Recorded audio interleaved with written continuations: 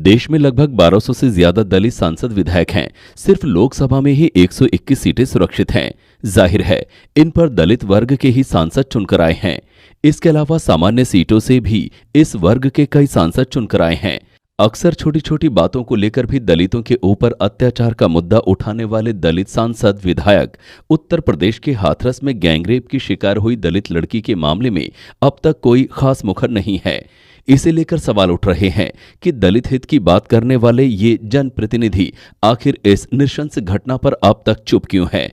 उत्तर प्रदेश के हाथरस में गैंगरेप पीड़िता की आज इलाज के दौरान मौत हो गई है। इसके बाद पूरे देश में लोगों का गुस्सा बढ़ रहा है। वहीं इस घटना के बाद यूपी की योगी सरकार सवालों के घेरे में आ गई है।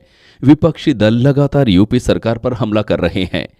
पीड़िता को न्याय दिलाने की मांग जोरों पर है। हर कोई देश की बेटी के साथ हुई क्रूरता का पुरजोर विरोध कर रहा है।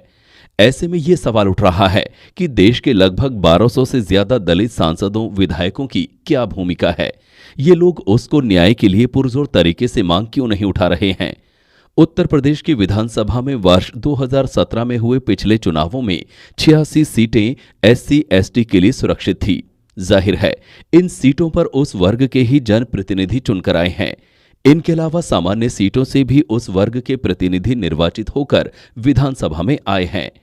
ऐसे में दलित वर्ग से ही ये सवाल उठाया जा रहा है कि गृह राज्य की पीड़िता होने के बावजूद इस नृशंस घटना के बाद अब तक पीड़िता के लिए पुरजोर तरीके से न्याय की मांग क्यों नहीं की जा रही है। दलित वर्ग के लोग ये सवाल पूछ रहे हैं कि आखिर इस मुद्दे पर इनकी चुप्पी क्यों है। क्या ये चुप्पी सोचनीय और बेचैन करने वाली नहीं। दलित अधिकारों को लेकर अक्सर दलीय सीमाएं और वर्जनाएं तोड़ देने वाले ये दलित वर्ग के जनप्रतिनिधि इस मामले में आखिर अब तक चुप क्यों हैं।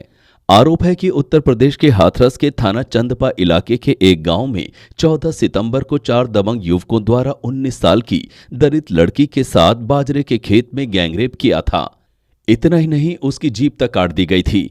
उस लड़की की इलाज के दौरान दिल्ली एम्स में सोमवार 29 सितंबर को मौत हो गई। गैंगरेप और नृशंसता की शिकार लड़की की मौत